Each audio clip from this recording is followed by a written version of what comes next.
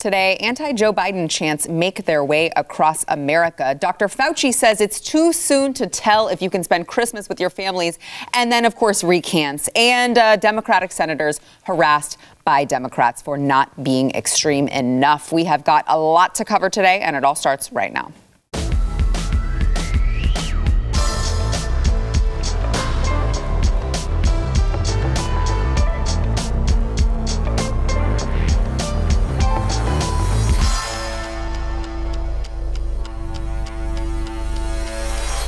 Moment. Brandon, you also told me you can hear the chants from the crowd.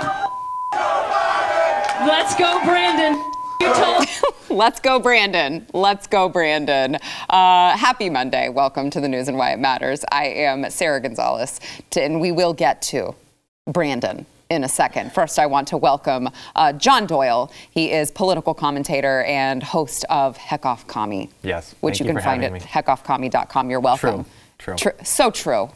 I don't know. I'm not even going to justify that. I stand by that totally. So true. So true. Also joined by Eric July, BlazeTV contributor and host of For Cannon's Sake. You can find him at YoungRippa59 is his YouTube channel. That's it. Over at YouTube. YouTube is up today, right? Yeah. Yes. Okay, yeah, and we will get to that. Also, the big tech. There's a bunch of websites down. I think the machines have finally taken over, but we'll get into that. Let's go back to what we played at the beginning, which is now my new favorite clip of all time. So you have Brandon Brown, who apparently won the Talladega Superspeedway in Alabama. So this is a NASCAR race, for those of you unfamiliar with all things cars.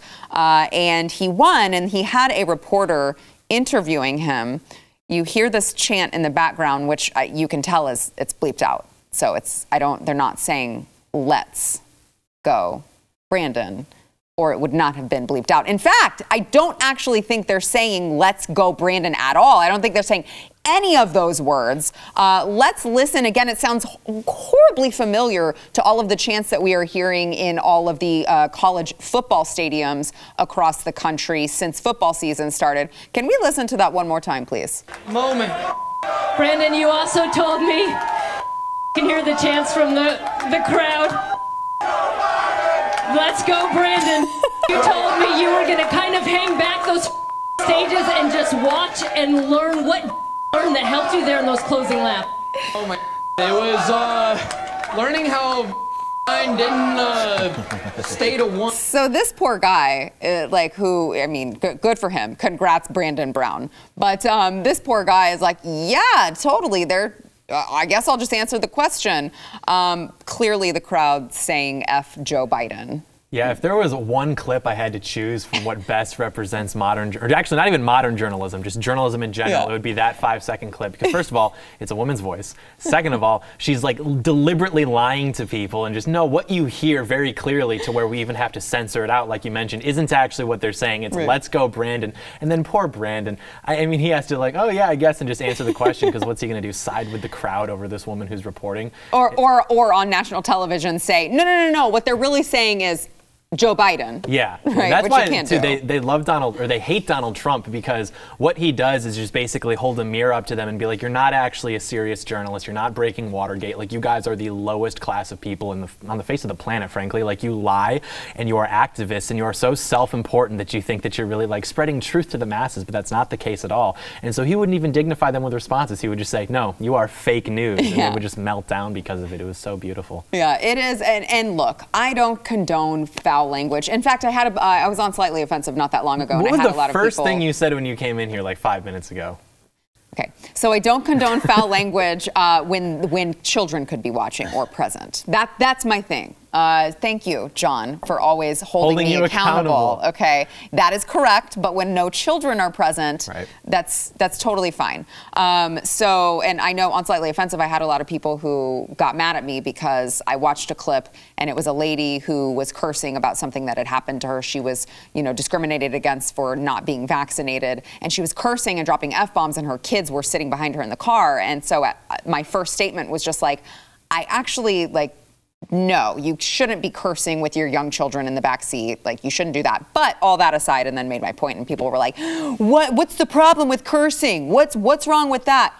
all right. Like, I get it. Some people like to do it. I'm just saying, I don't think you should while children are present. Just make that clear. It's probably not the best thing to do at a public event where there could be children of all ages there. All that aside, it's really freaking funny. Because who is more crass than the left, really? I mean, who is more crass than the left? And now they act appalled, like, oh, that is, I can't believe they're saying those types of things at college football games and NASCAR races. It's hilarious. I don't owe these journalists the benefit of any doubt because they're generally stupid people. I do, however, have a different spin on it, is that she really thought that they were saying that. Do you think? Because she's freaking oblivious, for lack of better terms.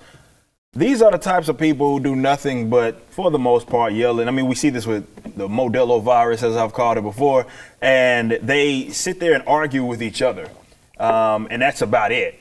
So they haven't really even heard anybody's response to the contrary of any argument, really. So they're completely confused at the idea that there are people that are out there in public, because I'm willing to bet if there was a screw Donald Trump chant, we've heard many a time, oh, I bet our ears can hear that very well. But the mind is a very powerful thing. They say, what, anxiety is like the third leading comorbidity right now when it comes to the COVIDs. That's because, you know, people, body follows. And I do believe, well, I don't want to say I believe it. It's more, I give her the benefit of the doubt for the sake of doing it because she's so stupid that she just cannot believe that there are a bunch of people at a public event shouting F Joe Biden, because everybody loves him, right? 81 million, fortified election. Right. There's no way that there's just a bunch of people down, well, I don't know exactly where they were at, but you see that, of course, down south then, definitely at these college football games. I was even hearing it out there, it was like a Philly game as well. Really? Where people were saying F Joe Biden, which is kind of weird there. So it's making its rounds. Yeah. And I think there are people that just simply cannot believe that there are people out there that will, like they maybe feel about Donald Trump, there's a bunch of people that feel like that about Joe Biden. I just want to be really clear here. This is the state that we're in. We don't know whether or not it's that they're too evil or that they're too stupid. Combination of both. We don't know. There is a great quote from an old conservative essayist, and it was, there are two parties in the United States of America.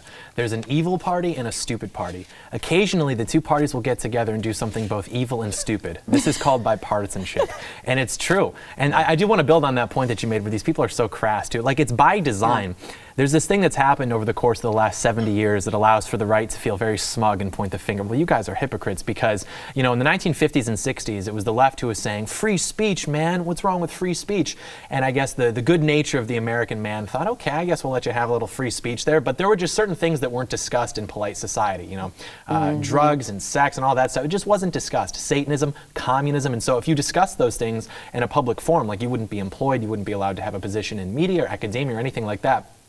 So now that they've infiltrated those institutions and taken power, now they're shutting conservatives and people of good nature out. And so we're left here scratching our heads like, wait, but I thought you cared about free speech. They never cared about free speech. It was because they knew that they had to gain a seat at the table to where then they would accumulate enough power to then kick us out. And so we really made a mistake there, which is why I get very angry when I see these frankly, baby boomers on Facebook.com, and they feel very smug. Well, you guys are hypocrites. And it's like, yeah, well, you don't even have a job anymore, so who won? Right. Yeah, that's a great point. Yeah, you get to call him a hypocrite. That's about it. Yeah, and even that, like, hypocrisy is the impotent cry of, like, the defeated and conquested man. It's like, you are not in a position to even set standards anymore. All you can do is say, well, you're not following your own standards. I would even argue that they do this as sort of like a humiliation ritual, like when they come out and they say things that you know are diametrically opposite to what they said a week ago. It's because they want you to feel demoralized, like, wow, they literally can act with total impunity and I can't do anything. That is a really great point, because I do think that That's what I do. God, here we go. You know, it was okay. It was an okay point. Because so often, I think Republicans, conservatives, whatever you want to call them, they say, well, we have the moral high ground. Well, I'm not going to sink to that level. Oh, that's the ones that always rag on me. Well, I'm not going to play their game. The ones that always rag on me, right? Yeah, and it's like, and where has that gotten you? Yeah, it's gotten you nowhere. You've taken a bunch of L's. I mean, in 2020, or rather during the summer, I was the one screaming here that they don't care about their hypocrisy. They showed you that, where they were tossing bricks into businesses meeting up and crowding together and doing whatever the hell they want. And not only did whether it be the media pundits or the public health experts, they didn't just turn a blind eye. No, they didn't do that. They were cocky enough to say, well, no, actually, actually, maybe them going to those protests and everything actually helped slow the spread of the COVIDs, going to show you that they don't care about their pocket. It's not good enough because they don't care. So this is where the quote-unquote right gets it wrong, disastrous. They have, I've been speaking about this for the better part of the decade, is that they try to present, or rather project, their set of ethics and their set of morals on the enemy, right? And the enemy doesn't care about that. If they valued your particular ethics or principles, well, they wouldn't be the enemy. They don't care about that at all, and that's a mistake, because they'll lie, cheat, steal, Eddie Guerrero tactics. They'll do that all day long if they have to do that in order to gain some sort of, like you said, seat at the table. They'll do that. And maybe they'll call you out for being a hypocrite just for the sake of doing it, but it ultimately means nothing at the end of the day, because they still have power. And this is why I say you are under no requirement to sit up here and play nice with people that want you dead. I know a lot of conservatives rag on me because I cuss them out.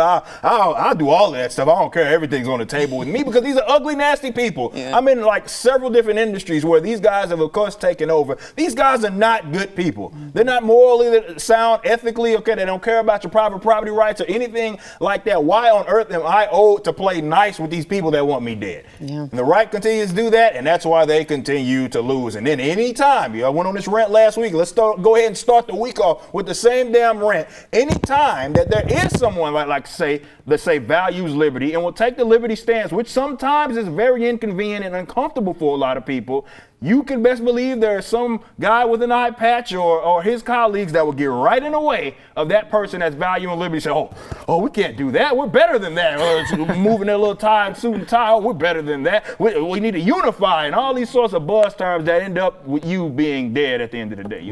I'm not better than that. I'm not above putting communists back in jail. I'm not. And that's the thing, because they have such a misconception of what American history used to be. Seriously, when in the 1940s and 50s, you could not get a job in this country if you were a communist. And not coincidentally, we were a freer, more prosperous, moral society. And so right now, it's exactly, as you said, a situation where they're literally going to put you against a wall and like firing squad. And you're just like, can you imagine if we did this to them?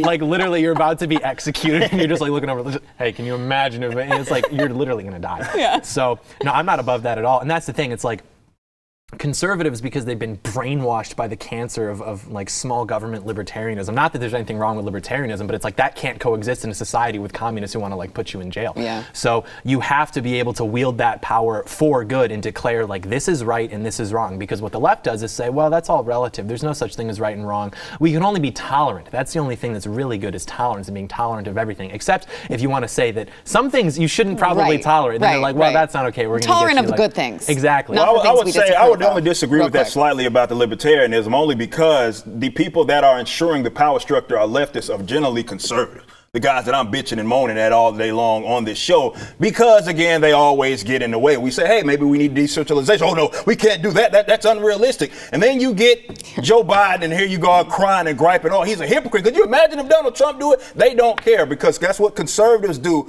For as far as I'm concerned, yeah, y'all gonna rag on me in the comments. I'm perfectly fine with that. All they do is protect former Democrat policies. That's it. That's the only damn thing you guys conserve for the most part, because anytime there's some libertarian that comes in and say, we need to end this, it's not because a libertarian, the great Hans Hermann Hoppe once said that when it comes to communism and these communists, they have to be physically removed. I agree with, of course, that they cannot exist in a libertarian social order. Libertarianism isn't pacifism, and it's damn be those Cato Institute and all those Beltway libertarians who got conservatives thinking that we just sit on the side as the communists take over. Hell no. I didn't know you were reading Hoppe. I agree with you. Hoppe's OG anarcho-capitalist. We're on the same page. OG anarcho-capitalist is Hans Hermann Hoppe. Read more of that and you'll get out of this. He knows what needs to be done. This is a great conversation so far. This is what happens when you come in here and you're fixing your hair and your makeup, and we're like, so what should we really do with these people? Yeah, okay, well, just a little, that's just light sexism there, John. Just a little bit. Slightly. It's okay. Just a light dash of it. All right, we've got more to come, but make sure you take your blood pressure medication, because we are going to be talking Anthony Fauci, and if you have not yet heard these clips, it is going to make your head explode. First, we want to thank our sponsor, Keeps. Speaking of head and heads full of hair, or if you need Keeps, your head is not so full of hair and you'd like to change that, that is what Keeps is there for. For those of you who, and by the way, there's nothing to be ashamed of, okay? It's just a gene that you get that is passed down to you. It's nothing you can control, nothing that you did, but if you want to do something about it now, you have to try Keeps. Keeps works just as well as all of the name brand hair loss prevention and treatment plans, except they are going to offer you the generic versions. So it is going to cost way less money, and it is the same FDA-approved hair loss treatment. By the way, you can do everything online. So you answer a couple questions, take a couple pictures of your hair, and a doctor reviews your information, ships everything directly to your door, and you have it there. I don't know, for those of you who are watching the program last week, Jason has been using Keeps, Jason Buttrell, and the difference has just been incredible. I know it triggers a lot of regrowth in a lot of people. It certainly has in him. It can for you as well. You can go to keeps.com/Y, that's WHY, for 50% off of your order. That is keeps.com/Y. Dr. Anthony Fauci, who is, by the way, just as a refresher, the highest paid federal employee that we have. What is it, like $480,000, I believe? Yeah, a year. He gets paid higher, more than the president. So I just always like to remind everyone of that, just for some perspective, because the man literally just goes on television. He gets paid to, I guess, make his way around cable news, saying something and then coming out and saying the exact opposite. So usually it's like weeks or months later, but in this case, it was literally like 24 hours later, the very next day. So Anthony Fauci went on television over the weekend and was, of course, being asked questions that he shouldn't be asked, because, quite frankly, he is not the dictator of our lives, and what his opinion is has no relevance to my life, should not have relevance to your life at this point. But I digress. Anthony Fauci was on with, I don't know, whoever in the world this lady is, was on Face the Nation and was asked about Christmas, and actually had the audacity in October of 2021, we are now, to say, you know what, it's too soon to tell if we can get together for Christmas. Watch. We can gather for Christmas, or it's just too soon to tell? You know, Margaret, it's just too soon to tell. We've just got to concentrating on continuing to get those numbers down and not try to jump ahead by weeks or months and say what we're going to do at a particular time. Let's focus like a laser on continuing to get those cases down. And we can do it by people getting vaccinated, and also in a situation where boosters are appropriate, to get people boosted, because we know that they can help greatly in diminishing infection and diminishing advanced disease. Oh, okay. And so I mentioned earlier that he has already recanted that. So here he is today being asked about it, and he kind of walked back his statement and said look, I was taken out of context. I am going to be with my family. I hope you're with yours. I mean, if you're vaccinated, right? Watch. You know, I also said something over the weekend that was taken completely out of context. I was asked, what could we predict for this winter, for like December and Christmas? I was going to ask you. Yeah, I mean, I think we'll hold off on that. I said, we don't know, because we've seen slopes that went down and then came back up. The best way to assure that we'll be in good shape as we get into the winter would be to get more and more people vaccinated. That was misinterpreted as my saying we can't spend Christmas with our families, which was absolutely not the case. I will be spending Christmas with my family. I encourage people, particularly the vaccinated people who are protected, to have a good, normal Christmas with your family. I just want to point out the chyron there at the end of that. It says that, what did it? No, the next one. Keep going. Unlikely. Fauci says in October of 2021, we are unlikely to be, quote, rid of COVID anytime soon. Now, I seem to recall a time last year in, what, Eric, like February, March of 2020, when we sat at this table and said, we are unlikely to get rid of COVID anytime soon, because it's not going to be zero cases. So stop pretending like we can get there. And I'm not paid $480,000 a year from your tax dollars. So I'd like to just start there. Look, you didn't have to bleep me, okay?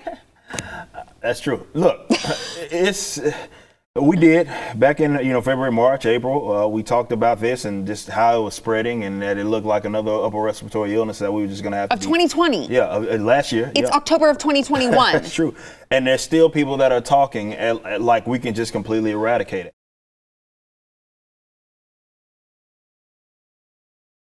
Do you guys know the Mock and website? shame must happen. Do you know Nextdoor, nextdoor.com? Yes. So sometimes I'll wake up and I'll just choose to cause problems on purpose on Nextdoor. With your neighbors. Well, my neighbor's back in Michigan, very liberal area. I'm going to read you what I wrote the other day. Oh, jeez. I wanted them to get angry with me. It didn't work. It was obviously satirical. I wrote, anti-vax family member. I said, hey all, are there any lawyers or otherwise ethically intelligent people who could help me out with this? It is my birthday next weekend, and I have expressly communicated to all my friends and family that I do not want to host any sort of gathering given that we are in the midst of a global pandemic and that these are unprecedented times. My brother is an anti-science vaccine/mask denier, and he said that he's going to at least stop by to give me a card. I told him that under no circumstances is he allowed on my property, especially because he refuses to get his vaccine and multiple booster shots, let alone even mask up to stop the spread. What can I legally do to defend myself if he actually shows up? Wouldn't deadly force be legally permissible since he, as an anti-science vaccine/mask denier, would be putting my life in danger by risking viral transmission of the deadliest virus in U.S. history? Thanks all, let me know. So I wanted people to get mad, you're not taking this serious. Instead, they were like, well, I would start with a restraining order thing. Like literally, the implication of that is, can I legally shoot my brother for stepping? And I would start with a restraining order, and then like there was no pushback of like, this kid's full of it. Like someone actually though recognized me from like John Doyle and Heck Off Commie, and they just commented like heck off commie, and it was like that slow and subtle message of solidarity, which I appreciated. But it's like they're literally at a point where you can say, hey, this person, ignoring the transmission rates, the hospitalization rates, if he steps on my property on my birthday, he is my brother, can I shoot him? And instead of what's wrong with you, just, well, I would at least start with a restraining order. How are we supposed to cover your bases before you shoot him? Yeah, how are we supposed to come back under the same flag with these people? I don't get it. I Why don't would we share government with people that hate us? I totally agree. All right, and there's more to all of this Fauci nonsense, so your head is going to spin some more, but let's get to it after the break. First, we want to thank our sponsor, iTarget Pro. So it's time to start thinking about the holidays. All right, it is October now, and the first thing on your list for your gun-loving relative like John here, who wants to don't do with your gun what John just suggested. Practice dry fire target training, which builds trigger discipline, muscle memory. Also, I'm familiar. I have the product. It's a great product. Wow, do you? That's impressive. I had no idea. Yeah, and because it's your show, I won't use my code, so you continue. Thanks, John. I appreciate you not using your code.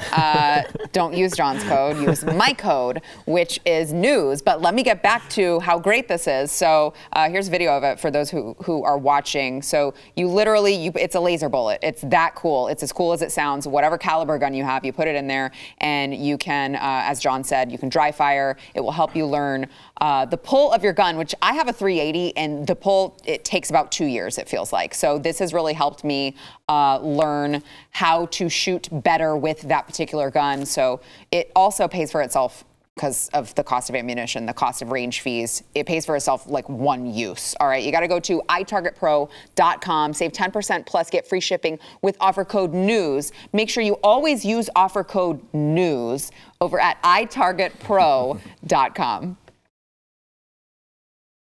So back to Dr. Fauci. He was not done making all of your heads explode over the weekend. He also went on during a live stream, a lecture live stream at McGill University, which is located in Montreal. So I don't know why, as taxpayers, we're paying him to go do live streams for universities in Canada. But one of the questions he was asked was how to approach the value of individual freedom within the context of this global pandemic. Here is Dr. Anthony Fauci's answer. Watch.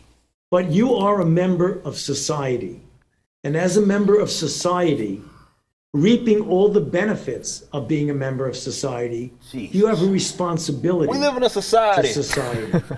And I think each of us, particularly in the context of a pandemic that's killing millions of people, you have got to look at it and say there comes a time when you do have to give up what you consider your individual right of making your own decision for the greater good of society. Oh, there it is, for the greater good of society. I would also just like to point out there is a documentary that is on the topic that we are on right now that is called the greater good.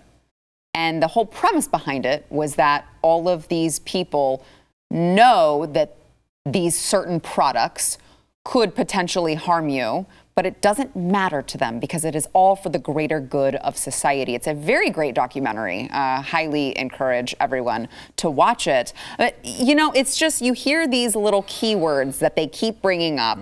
And I've been saying this. I'm sure you guys have been saying this since the very beginning. You are being conditioned to view your freedom as selfish. You are being conditioned to view your responsibility to society as being something like this, sacrificing your own freedoms for society. It's as if this country was not founded on individualism, and we're talking about now collectivism, which, look, you guys seem to be the experts on communism, not myself, but I believe that that is an aspect of communism, which is collectivism, the greater good, viewing if it is beneficial to society as a whole, then it is your duty and obligation to society and the state to do that. Am I? Funny you mention that. You know, I do run a show called Heck Off Commie. You so do. I do have a little bit of credibility Yes, with please. this particular topic. I'm not principally opposed to the greater good. I just want it to be honest. Like with what he's talking about with the greater good, we know it's not true and we can prove it. Like if you brought a whiteboard and I had like a little magic marker, I could prove scientifically when you take into account things like deaths from despair caused by these lockdowns, whether that's from drug overdoses, depression, suicides, things like that. I could prove scientifically that it would be for the greater good if like Anthony Fauci and I like dueled or something, right? I could prove that. Yeah. But what he's talking about in terms of the greater good is actually like been terrible for the greater good in terms of the economic losses, wealth being transferred from the middle class to the global elites, people like literally killing themselves, children permanently stunted. I mean, no one talks about this, but like literally when you wear masks to school, a lot of how kids understand the world around them and understand like those social cues is like through watching faces and things like that. And like they literally cannot do that now because of this, and it's child abuse. So no, it's not for the greater good. It's for the, not even collective good, I guess you'd say, for the compartmentalized good of like Anthony Fauci, who makes $500,000 a year, and all of his friends. But like the average person is not benefiting from this at all. But the way that they're persuading people to do it is by telling them it's for the greater good. But I just want to clarify, John, are you saying that if the facts aligned, that you would be fine with forcing people to get vaccinated? No. Vaccine mandates for the greater good? No, I reject the premise because that would never happen. I felt like that's what you just said. No, you're playing with all these hypotheticals. He said I'm fine with the greater good. You're trying to corner me into some gotcha thing. No, totally. I'd be fine. I mean, I just want you to clarify for the audience. I'd be okay. If you're asking me if I am okay with the greater good when it just so happens to align with my personal worldview, yes, I'm not going to shy away from that. It is for the greater good if Anthony Fauci were put in prison or if communists were put in prison. It is for the greater good. And yes, I'm in favor of that. If me and my friends were in charge, it would be better. That's what I'm saying. But not. But I feel like that's what everyone says. But when it's me, the difference is I'm right. That's the difference. No. If Anthony Fauci says it, he's wrong. That's the difference. Say, John. But they're always wrong. This is how dictators start. Why is that bad? This is how dictators start. You're telling me the country would be worse. You're telling me your day-to-day would get worse if I were put in charge of everything. That's besides the point, Eric. See? I will say this: society is a meaningless term generally used in this context. Historically speaking, when you hear this whole greater good, you hear this concept of, okay, I am doing what I am doing for the betterment of my people or these people. Generally ends up with deaths of millions of people. You can go look at be it the platforms or really even their own laws of the Maos of the world, of Pol Pot, Cambodia, which is funny, Hitler, fascism, Mussolini.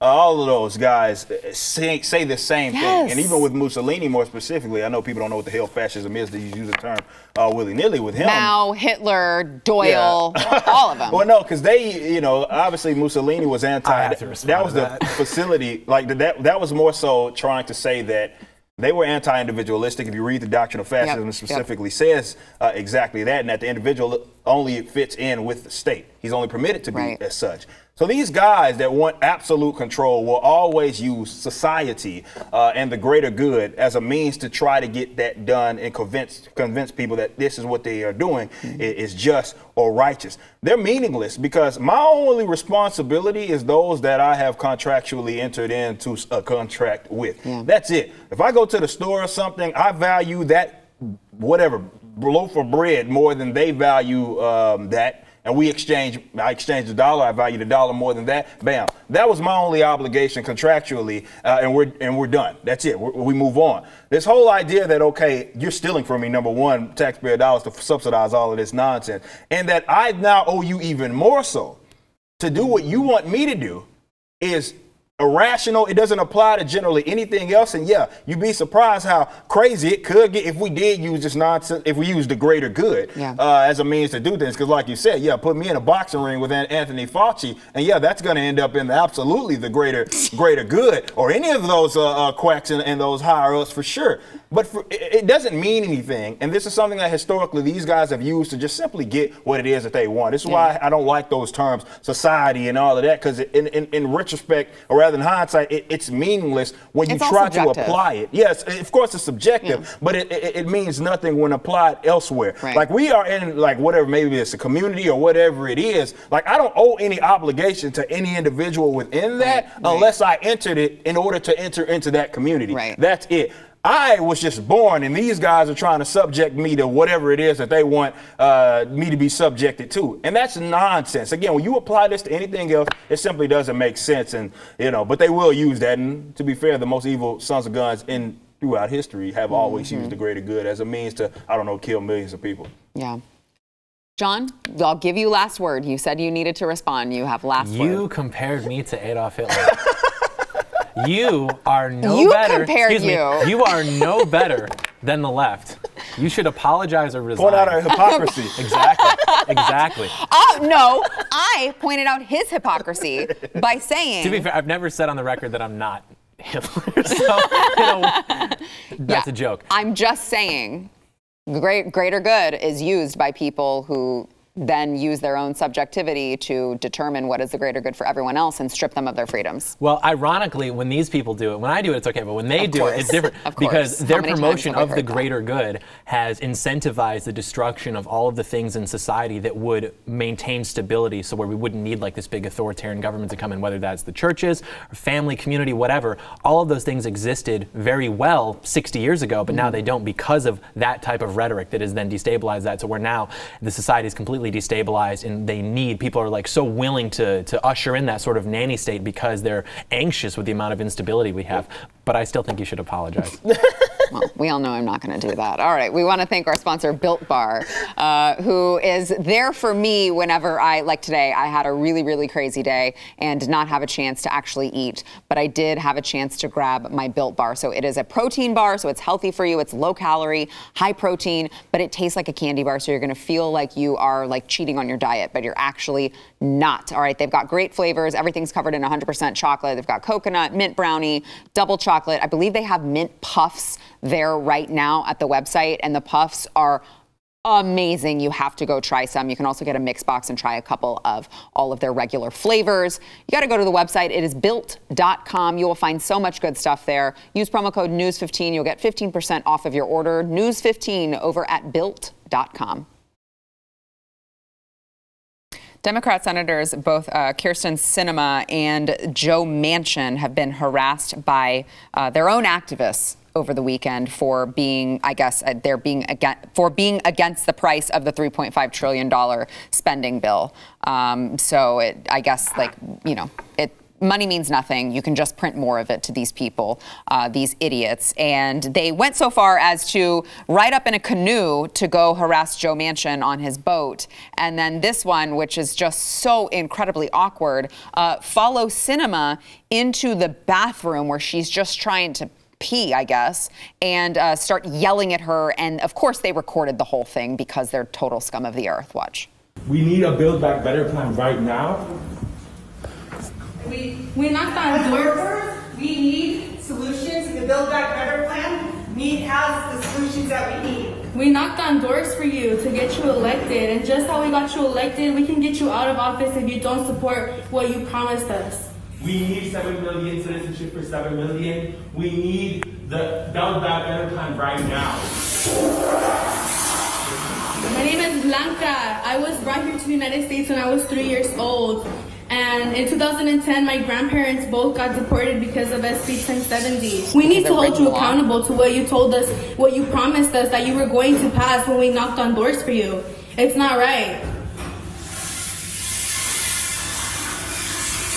I'm a survivor of human trafficking, and it's because of the lack of worker protections that we don't have in the gig economy. I need you to stand by workers, lots of people who are like me. They didn't stop. They harassed her in the hallway. They were yelling at her in the hallway. She was over at Arizona State University giving a talk. Now, by the way, that was illegal, what they just did. You are not allowed in Arizona to take photos, video, whatever, in a place where someone has a reasonable expectation of privacy. That would include the bathroom. I want to get y'all's thoughts on it, gentlemen, but let me also throw into the mix. There was one of the activists who went online, posted something on Facebook about her involvement. It's a very, very long, lengthy explanation, but let me just give you the high points. She said, "None of you have a right to tone police my desperate demands for labor protections after what I have endured as a human trafficking survivor due to the messed up gig economy." By the way, she did not say messed up. That was me censoring it. Then she goes on to say, you are on stolen indigenous land. Indigenous women and children go missing and murdered because we don't have access to stable jobs, housing, clean water, clean food, health care, yada, yada. And then, of course, she says, give my indigenous relatives to the south of the U.S.-Mexican border citizenship now. White communications departments of organizations, media, and campaigns uphold white supremacy. Step out of the way. By the way, there were some hashtags attached to that. The last one being, of course, F around and find out. So it's I feel like this takes us full circle back to the beginning of the program when we talked about how these people are crass and disgusting people. Hopefully this doesn't work with Sinema. What are your thoughts, guys? A serious country would deport somebody like that. I'm pretty sure that they're not even here legally. Right, That's correct. So the same way that the country was able to weaponize its legal infrastructure to go after people for going into the Capitol based on photographs or so. This person, I mean, they have a social media account. If we were actually a serious country, we could trace them within 24 hours and deport them. But we won't do that because we're not a serious country. And I can't help but laugh whenever you hear this rhetoric about stolen land and it's are you really going to pretend that was such a disservice to you, even if it was stolen? I mean, this person's probably from what, Latin America? Do you want to talk about the amount of tribal warfare that went on there? It's when we got here, you guys were genociding each other. You were slaughtering each other, enslaving each other, and bartering with each other, and you were sacrificing each other to pagan gods. And it's we taught you about how to build a civilization. We taught you about Christianity, and was this really such a disservice to you? I mean, they go into this country and they treat it like a theme park. They have no appreciation for it. They have no knowledge of how to build something like this if all of a sudden they had to do it themselves. We created the most altruistic and just systems and societal amenities in the history of the planet, and they have the audacity to go in. And I have no allegiance to the Democrats, but even as a statement or a statesman of my own country, to speak to them like that in a public setting, you should not be here if you don't have the appreciation for exactly what it is that you exist in. Yeah, Eric.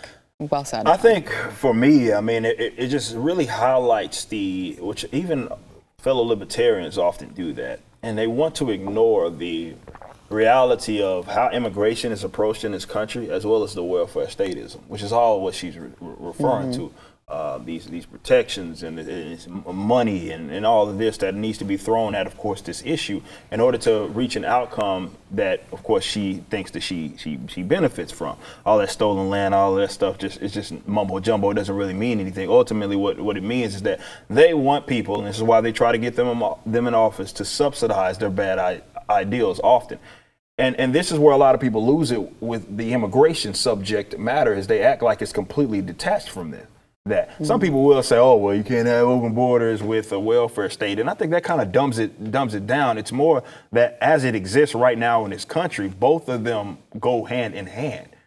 Doesn't matter if you like their policy or not. That's the reality of the situation. And these people expect the people that they vote for, or rather support, she's claiming she knocked on doors for this woman, they expect them to do their bidding. And that's ultimately what it boils down to. And I can say that for really a multitude of different subject matters. This just proves it on that subject. That's what it is that they want. This is why, I keep talking about decentralization on the show. This is an important thing. I think this is something that a lot of folks are starting to take seriously, thank God, because they're realizing that the writing is on the wall. And why would you want to share a government with these insane people that are going around harassing people in bathrooms? Yeah. That's weird, man. I'm so off put too by the way that Hispanics have co-opted the language of the civil rights movement.